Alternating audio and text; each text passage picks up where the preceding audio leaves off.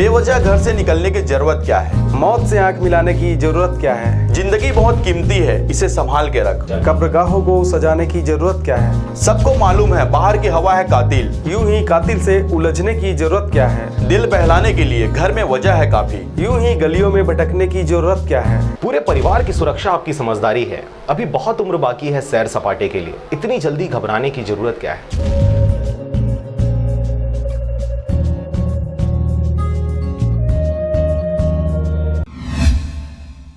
राजनांदगांव नक्सली मुठभेड़ में मदनवाड़ा थाना प्रभारी हुए शहीद, नक्सली भी हुए ढेर। देर रात घटना स्थल पर पहुंचे एसपी जितेंद्र शुक्ला। जिले के घोर नक्सली प्रभावित मानपुर नक्सल ऑपरेशन के मुख्यालय से काफी नजदीक पुलिस की नक्सलियों के साथ मुठभेड़ हुई है। सर्चिंग पर निकले पुलिस पार्टी और नक्सलियों की आमने सामने की एकाएक लड़ाई हो गई। घटना देर रात 10 बजे से 11 बजे के बीच की बताई जा रही है। सूत्रों ने बताया कि मदनवाड़ा थाना प्रभारी श्याम किशोर शर्मा के नेतृत्व में क्षेत्र के जंगलों में सर्चिंग के लिए फोर्स निकली हुई थी। इसी दौरान जंगल में पहले से घात लगाकर कैंप कर रहे नक्सलियों से आमना सामना हो गया। नक्सलियों ने पुलिस टीम को आते देख फायरिंग शुरू कर दी।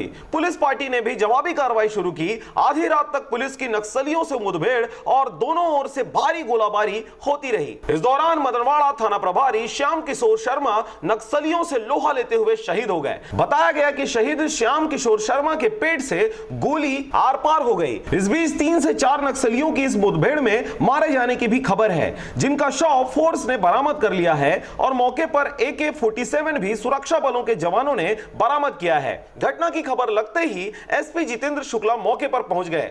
राजनांदगांव से पारसमणि भारती की रिपोर्ट, RJ रमजाजर।